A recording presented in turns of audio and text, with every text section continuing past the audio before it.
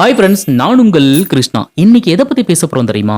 காமனா love breakup அப்படிங்கிறது பெண்களை விட ஆண்களுக்கு தான் வந்து அதிகமா நடக்கும். நோட் பண்ணிருக்கீங்களா? ஏன்? ஆக்சுவலா நம்ம செலக்ட் பண்ற பர்சன் அப்படிங்கிறது ரொம்ப ராங்கா இருப்பாங்க. ஸோ அதனால தான் ஆண்கள் பொதுவாவே காதல்ல சக்சஸ் அப்படிங்கிற கோடை தொடுறதுக்கு முன்னாடியே ஃபெயிலியர் அப்படிங்கிற கோடை வந்து அதிகமாக வந்து தொட ஆரம்பிக்கிறாங்க.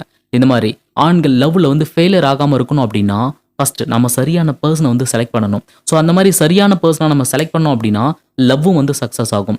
எந்த மாதிரி பெண்களை வந்து லவ் பண்ணக்கூடாது, எந்த மாதிரி பெண்கள் பின்னாடி நம்ம தொடர்ந்து போகக்கூடாது, அந்த மாதிரி எவ்வளவு தூரம் போனாலும் எவ்வளவு நாட்கள் அந்த பெண்ணை நம்ம தொடர்ந்து லவ் பண்ணிக்கிட்டே இருந்தாலும் அது ஃபெயிலியர்ல தான் முடியும். அது எந்த மாதிரியான பெண்கள் அப்படிங்கிறத பத்தி தான் இந்த வீடியோவில் தெளிவாக வந்து தெரிஞ்சுக்க போறோம். ஆக்சுவலா இந்த வீடியோ பார்த்துட்டு இருக்கிற நீங்க ஒரு பெண்ணை லவ் பண்ணிட்டு இருக்கலாம், இல்ல ஒரு பெண்ணோட ரிசல்ட்டுக்காக காத்துட்டு இருக்கலாம். கண்டிப்பா இந்த வீடியோ நீங்க முழுமையா பார்த்து முடிக்கிறதுக்குள்ள அது சக்சஸ் ஆகுமா ஃபெயிலியர் ஆகுமா அப்படிங்கிறத நீங்களே வந்து அனலைஸ் பண்ணிடுவீங்க. அந்த அளவுக்கு ஒரு பெஸ்ட்டான வீடியோவா இந்த வீடியோ இருக்கும் அப்படின்னு சொல்லி நான் நம்புறேன். நீங்க நம்பினீங்க அப்படின்னா இந்த வீடியோவை அப்படியே வந்து ஃபாலோ பண்ணுங்க. நம்பர் 1, அதிகமா அன்பு காட்டக்கூடிய பெண்கள். ஆக்சுவலா ஒரு சில பெண்கள் பாத்தீங்க அப்படின்னா ரொம்ப கேர் எடுத்து பாத்துக்கிற மாதிரி ரொம்ப அளவுக்கு அதிகமான அன்பு வந்து கொட்டிக்கிட்டே இருப்பாங்க. என்னடா சொல்ற? ஒரு பெண் கிட்ட இருந்து அதிகமான அன்பை தானே எல்லாருமே எதிர்பார்க்கறாங்க. நீ அதிகமா அன்பு காட்டுற பெண்ணை நம்பாதன்னு சொல்ற அப்படின்னு யோசிக்கிறீங்களா? இது எந்த மாதிரி அப்படின்னா, பொதுவா காதலுக்குள்ள நிறைய மோதல் நடக்கும், நிறைய சண்டைகள் நடக்கும். உங்களுடைய பிளஸ் என்ன மைனஸ் என்ன அப்படின்னு சொல்லி தெரிஞ்சுக்கிறதுக்கு நிறைய நாட்கள் அப்படிங்கிறது தேவைப்படும். அதுக்கப்புறமா அவங்க மேல ஒரு அளவுக்கு அதிகமான காதல் அப்படிங்கிறது உருவாகும். அந்த மாதிரி டைமிங்ல தான் அந்த அன்பு அப்படிங்கிறது அதிகம் வந்து கொடுக்க ஆரம்பிப்பாங்க.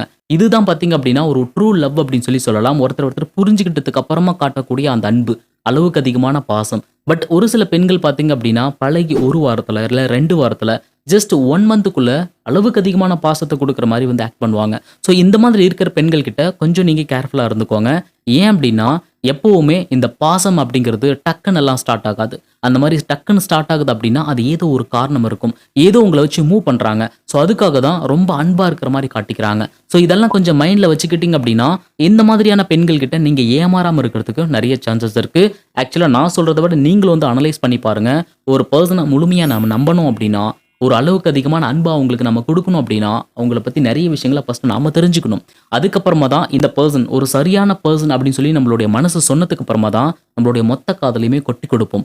இதெல்லாம் எதுவுமே உங்களை பத்தி தெரிஞ்சுக்காம உங்க மேல அளவுக்கு அதிகமான ஒரு பாசத்தை கொடுக்குறாங்க அப்படின்னா அந்த இடத்துல ஏதோ ஒரு மைனஸ் இருக்கு. அதை நீங்க சரியா அனலைஸ் பண்ணிட்டீங்க அப்படின்னா லவ் பிரேக்கப்ல இருந்து நீங்க வெளியில வர்றதுக்கு நிறைய சான்சஸ் இருக்கு. கொஞ்சம் கேர்ஃபுல்லா இருந்துக்கோங்க. நம்பர் 2, அதிகமா காரணம் சொல்லக்கூடிய பெண்கள். ஆக்சுவலா எல்லாருமே லைஃப்ல ஒரு சில மிஸ்டேக், ஒரு சில தவறுகள் அப்படிங்கிறது பண்ணதான் செய்வாங்க. அந்த மாதிரி தவறு பண்ணும்போது ஓகே, இனிமே இந்த தவறை நான் பண்ண மாட்டேன் அப்படின்னு சொல்லக்கூடிய பெண்களை நம்ம நம்பலாம். ஆனா ஒரு தவறு செஞ்சுட்டு பின்னாடி அதுக்கு 100 காரணங்கள் அப்படிங்கிறது சொல்ல ஆரம்பிப்பாங்க. எப்பவுமே ஒரு மிஸ்டேக்குக்கு அப்புறம் நிறைய காரணங்கள் சொல்ல ஆரம்பிக்கிறாங்க அப்படின்னா அந்த தவறை மறைக்கணும் அப்படின்னு சொல்லி நினைக்கிறாங்க. அது மட்டும் இல்லாம ஒரு தவறுக்கு அப்புறம் நிறைய காரணங்கள் சொல்லும்போது அந்த தவறு அதோட ஸ்டாப் ஆகாது. மறுபடியும் இன்னொரு நாள் அந்த தவறை செய்யறதுக்கு நிறையவே சான்சஸ் இருக்கு. இந்த மாதிரி உங்க கூட பழகிட்டு இருக்கிற ஒரு பெண் ஒரு மிஸ்டேக் பண்ணதுக்கு அப்புறமா நிறைய காரணங்கள் சொல்லிக்கிட்டே இருக்காங்க அப்படின்னா நிச்சயமா அந்த பெண்கள் உங்களுக்கு சரியா மேட்ச் ஆவாங்க அப்படிங்கிறது கொஞ்சம் டவுட் தான். கேர்ஃபுல்லா இருந்துக்கோங்க. இதோட ரொம்ப முக்கியமானது என்ன அப்படின்னா உங்களை பத்தி நிறைய குறைகள் சொல்ல ஆரம்பிப்பாங்க. நீ இந்த மாதிரி பண்ணதுனால தான் இது நடந்திருக்கு, இது நீ செஞ்சதுனால தான் இது இப்படி முடிஞ்சிருக்கு அப்படிங்கிற மாதிரி அவங்களுடைய லைஃப்லயோ இல்ல உங்களுடைய லைஃப்லயோ இல்ல 2 பேரும் சேர்ந்து வாழ்ந்துட்டு இருக்கிற இந்த லைஃப்லயோ உங்களை காரணம் காட்டி சில விஷயங்களை வந்து டார்கெட் பண்ண ஆரம்பிப்பாங்க. இந்த மாதிரி பண்ணக்கூடிய பெண்கள் கண்டிப்பா உங்களுடைய ரொம்ப தூரத்துக்கு டிராவல் பண்ண மாட்டாங்க. எதுக்கு எடுத்தாலும் காரணம் சொல்லக்கூடிய பெண்கள், உங்க மேல குறைகள் சொல்லக்கூடிய பெண்கள், இந்த பெண்கள் லவ்வுக்கும் சரி லைஃபுக்கும் சரி கொஞ்சம் டேஞ்சர் தான். திங்க் பண்ணிக்கோங்க. நம்பர் 3, அதிகமா டிமாண்ட் பண்ணக்கூடிய பெண்கள். அதாவது காதல் அப்படின்னாலே இந்த இடத்துல நிறைய விஷயங்கள் வந்து இருக்க தான் செய்யும். அதாவது 2 பேரும் சேர்ந்து ஒரு மூவி போகலாம், இல்ல பார்க்குக்கு போகலாம், எங்கேயாவது அவுட்டிங் போகலாம். இந்த மாதிரி நிறைய விஷயங்கள் நடக்க செய்யும். ஸோ இந்த மாதிரி நடக்கும் போதெல்லாம் அந்த பெண் அப்படிங்கிறவங்க ஒரு டிமாண்ட் வைப்பாங்க. இது நீ செஞ்சாதான் இதை நான் செய்வேன் அப்படிங்கிற மாதிரி. காதலுக்குள்ள ஓப்பனா சொல்ல போனா அடிக்கடி கிஸ் அப்படிங்கிறது நடக்கவே செய்யும். நான் கிஸ் பண்ணணும் அப்படின்னா நீ எனக்கு கிஸ் பண்ணணும் அப்படின்னா இது எனக்கு செஞ்சாதான் இதை நான் அலோவ் பண்ணுவேன் அப்படிங்கிற மாதிரி எல்லா இடத்துலையுமே டிமாண்ட் பண்ணக்கூடிய பெண்கள் கிட்ட கொஞ்சம் ஜாக்கிரதையா இருந்துக்கோங்க. ஏன் தெரியுமா? லவ் பண்ற இந்த காலகட்டத்திலேயே இந்த மாதிரி சின்ன சின்ன விஷயத்துக்கெல்லாம் உங்ககிட்ட டிமாண்ட் பண்றாங்க அப்படின்னா முழுமையா அவங்களுடைய லைஃபுக்குள்ள வந்ததுக்கு அப்புறமா அவங்களுடைய ஆட்சி ஃபேமிலிக்குள்ள அவங்க தான் வந்து எல்லாத்தையுமே வந்து பண்ண போறாங்க. அந்த மாதிரி டைமிங்ல இந்த டிமாண்ட் அப்படிங்கிறது பெருசாகும். இப்போ வேணா அவங்க பண்ற டிமாண்ட் அப்படிங்கிறது ரசிக்கிற மாதிரி இருக்கும். பட் மேரேஜுக்கு அப்புறம் இதுவே ரொம்ப டேஞ்சரா மாறதுக்கு நிறைய சான்சஸ் இருக்கு. எப்பவுமே ஒரு பெண் உங்ககிட்ட அதிகமா டிமாண்ட் பண்றாங்க அப்படின்னா அந்த டிமாண்டை அதோட உடைக்கிறதுக்கு ட்ரை பண்ணுங்க. அதுக்கு நீங்க அடிமைப்பட்டு இருக்காதீங்க. அந்த மாதிரி இருந்தீங்க அப்படின்னா உங்களுடைய லைஃபுக்கு அது சேஃப் கிடையாது. கொஞ்சம் திங்க் பண்ணிக்கோங்க. இந்த மாதிரி பெண்கள் கிட்ட கொஞ்சம் தள்ளி இருந்துக்கோங்க. நம்பர் 4 ரொம்ப ரொம்ப முக்கியமானது என்ன அப்படின்னா, இந்த மாதிரி பெண்கள் பின்னாடி நீங்க எவ்வளவு தூரம் போனாலும் சரி, அந்த இடத்துல சக்சஸ் ஆகாது. ஃபெயிலியர் தான் ஆகும். யார் தெரியுமா? ஒரு சிங்கிள் பெண் அவங்களுடைய ஃபேமிலிய ரன் பண்ணக்கூடிய ஒரு பெண்ணா இருப்பாங்க. அதாவது இதுக்கு முன்னாடி பார்த்த பெண்கள் பார்த்தீங்க அப்படின்னா, ஒரு ஆட்டிட்யூடான பெண்கள். இவங்க கிட்ட நம்ம கொஞ்சம் தள்ளி இருக்கணும் அப்படின்னு சொல்லி நான் சொன்னேன். ஆனா இந்த பெண்கள் எப்படின்னா, ஒரு கேரக்டர் வைஸா ஸோ அவங்க தான் வந்து அவங்களுடைய ஃபேமிலிய வந்து ரன் பண்ற மாதிரி இருக்கும். அப்பா, அம்மா அவங்கள சுத்தி ஒரு ஃபேமிலி இருக்கும்போது, இவங்களுடைய வருமானம் தான். இவங்க இல்ல அப்படின்னா அவங்களுடைய ஃபேமிலி வந்து ரன் ஆகாது. ஸோ அந்த மாரி ஒரு கிரிட்டிக்கலான ஒரு சிச்சுவேஷன்ல ஒரு சில ஃபேமிலி இருக்கும். அந்த இடத்துல இந்த மாதிரியான பெண்கள் இருப்பாங்க. பட் இவங்க பின்னாடி நான் உன்ன லவ் பண்றேன். நீ இல்லாம என்னுடைய உலகமே கிடையாது. அப்படிங்கிற மாரி நீங்க என்னதான் கதை சொன்னாலும், உங்களுடைய காதல் அவங்களுக்கு பெருசா தெரியாது. ஏன் அப்படின்னா, அவங்களுடைய ஃபேமிலி தான் அவங்களுக்கு ரொம்ப பெருசா தெரியும். ஸோ நீங்க எவ்வளவு தூரம் அந்த பெண் பின்னாடி போய்க்கிட்டே இருந்தாலும், அந்த சக்சஸ் அப்படிங்கிறது அவங்க கிட்ட கிடைக்காது. நீங்க எதுவா இருந்தாலும், எதுவா டீல் பண்றதா இருந்தாலும், அது அவங்களுடைய ஃபேமிலி கிட்ட தான் இருக்கிற மாதிரி இருக்கும். அந்த பெண் கிட்ட இருந்து அவ்வளவு சீக்கிரம் பாசிட்டிவான விஷயங்கள் எதுவுமே கிடைக்காது. இந்த மாதிரி ஒரு பெண் பின்னாடி நீங்க தொடர்ந்து போய்க்கிட்டே இருந்தீங்க அப்படின்னா, அது உங்களுடைய டைம் வேஸ்ட் அப்படிங்கிறத தெரிஞ்சுக்கோங்க.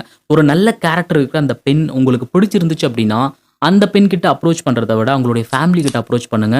உங்களுக்கு பாசிட்டிவான வைப் கிடைக்கிறதுக்கோ, இல்ல பாசிட்டிவான விஷயங்கள் நடக்கிறதுக்கோ நிறைய சான்சஸ் இருக்கு. பட் இந்த மாதிரி பெண்கள் பின்னாடி ஒரு சிங்கிள் ஃபேமிலிக்குள்ள எல்லாத்தையுமே தலை மேல வச்சுக்கிட்டு ஓடக்கூடிய ஒரு பெண் பின்னாடி நீங்க ஜஸ்ட் லவ் அப்படிங்கிற தாட்ல அந்த பெண் பின்னாடி நீங்க சுத்திக்கிட்டு இருந்தீங்க அப்படின்னா, நீங்க எத்தனை வருஷமா சுத்திக்கிட்டு இருந்தாலும் அது டோட்டலா வேஸ்ட் அப்படிங்கிறத கொஞ்சம் மைண்ட்ல வச்சுக்கோங்க. Last one. பொதுவாவே இப்ப ஆண்களை விட பெண்களுக்கும் அவங்களுடைய லைஃப்ல கோல் அப்படிங்கிறது ரொம்ப பிடிக்க ஆரம்பிக்குது. நானும் என்னுடைய வாழ்க்கையில ஏதாவது ஒரு விஷயத்த அச்சீவ் பண்ணணும் அப்படிங்கிற மாதிரி நிறைய பெண்கள் வந்து ஆசைப்படுறாங்க. அந்த மாதிரி மனசுக்குள்ள ஒரு கோலோட வந்து ஓடிட்டு இருப்பாங்க. நான் ஒரு கலெக்டர் ஆகணும், இல்ல ஒரு நல்ல ஸ்போர்ட்ஸ்ல வந்து ஒரு நல்ல பிளேயரா வரணும். இந்த மாதிரி அவங்களுக்குள்ள ஏதோ ஒரு கனவு, ஒரு அழகான வீடு கட்டணும். இந்த மாதிரி எதுவா இருந்தாலும் சரி, ஒரு கோலோட ஓடக்கூடிய பெண்கள் பின்னாடி நீங்க லவ் அப்படிங்கிற தாட்ல நீங்க போனீங்க அப்படின்னா, உங்களை கொஞ்சம் கூட மதிக்க மாட்டாங்க. அவங்களுடைய தாட் எல்லாமே தன்னுடைய கோலை நோக்கி தான் ஓடிக்கிட்டே இருக்கும். இதை அச்சீவ் பண்ணணும் அப்படிங்கிற மாதிரி ஒரு மைண்ட் செட் தான் அவங்களுக்குள்ள இருந்துகிட்டே இருக்கும். அந்த மாதிரி பெண்களை நீங்க லவ் பண்ணாலும் அவங்க உங்ககிட்ட வைக்கிற டிமாண்ட் என்னவா இருக்கும் அப்படின்னா, இதை நான் அச்சீவ் பண்ணதுக்கு அப்புறமா நான் யோசிக்கிறேன், இதை நான் முடிச்சதுக்கு அப்புறம் உங்களை பத்தி நான் திங்க் பண்றேன் அப்படிங்கிற மாதிரி வார்த்தைகள் தான் உங்ககிட்ட சொல்லுவாங்களே தவிர, ஓகே அப்படிங்கிற வார்த்தை அவங்க கிட்ட வரவே வராது. ஸோ இந்த மாதிரி பெண்கள் பின்னாடி நீங்க டைம் வேஸ்ட் பண்றது டோட்டலாவே வேஸ்ட். ஸோ ஒரு பெண் உங்களுடைய வாழ்க்கையில ஒரு கோலோட சுத்திட்டு இருக்காங்க, உங்களுடைய வாழ்க்கையில ஏதோ ஒன்று அச்சீவ் பண்ணணும் அப்படிங்கிற ஒரு லட்சியத்தோட இருக்காங்க அப்படின்னா, நிச்சயமா அந்த பெண்கள் நீங்க லவ் பண்றதுக்கு சரியான பெண்கள் கிடையாது. காமனா லவ் ஃபெயிலியர் அப்படிங்கிறது பெண்களை விட ஆண்களுக்கு தான் வந்து அதிகமா இருக்கு. ஏன் அப்படின்னா, எப்பவுமே ஒரு ஆண் வந்து தன்னுடைய லைஃப்ல ஒரு பெண் வேணும் அப்படிங்கிற மாதிரி திங்க் பண்ண ஆரம்பிப்பாங்க. அது காதலா இருந்தாலும் சரி, இல்ல மேரேஜ்க்கு அப்புறமா இருந்தாலும் சரி, ஒரு ஆணுடைய லைஃப்ல முழு திருப்தி எது அப்படின்னு கேட்டா ஒரு பெண் தான். ஒரு பெண் இருந்தாதான் அந்த வாழ்க்கை அப்படிங்கிறது முழு திருப்தியாவே இருக்கும். ஸோ அதனால ஆண் எப்பவுமே ஒரு பெண்ணை வந்து தேடிக்கிட்டே இருப்பாங்க. அந்த மாதிரி நம்ம செலக்ட் பண்ற பர்சன் ஒரு சரியான பர்சனா இல்ல அப்படின்னா, அது காதலா இருந்தாலும் சரி, இல்ல வாழ்க்கையா இருந்தாலும் சரி, ரொம்ப கஷ்டமா தான் இருக்கும். அதனால ஒரு சரியான பெண்ணை செலக்ட் பண்றதுல கொஞ்சம் டைம் எடுத்து, இந்த பெண் நமக்கு சரியா இருப்பாங்களா அப்படிங்கிறத யோசிச்சு, அதுக்கப்புறம் ஒரு முடிவு எடுத்தோம் அப்படின்னா, இந்த காதல் சக்சஸ் ஆகிறதுக்கு நிறையவே சான்சஸ் இருக்கு. ஸோ இனிமே ஒரு பெண்ணை நீங்க லவ் பண்ண போறீங்க அப்படின்னா, அந்த பெண் கிட்ட இந்த மாதிரியெல்லாம் ஆட்டிடியூட் இருக்கா, இப்படியெல்லாம் அந்த பெண் இருக்காங்களா அப்படிங்கிறத கொஞ்சம் திங்க் பண்ணி பார்த்துட்டு, அதுக்கப்புறம் உங்களுடைய காதலியை வந்து செலக்ட் பண்ணுங்க. அது ஒரு சக்சஸ்ல முடியறதுக்கு நிறைய சான்சஸ் இருக்கு. இந்த மாதிரி ஒரு நல்ல வீடியோவோட நெக்ஸ்ட் உங்களை நான் சந்திக்கிறேன். அது வரைக்கும் உங்களிடமிருந்து விடைபெறுவது நான் உங்கள் கிருஷ்ணா.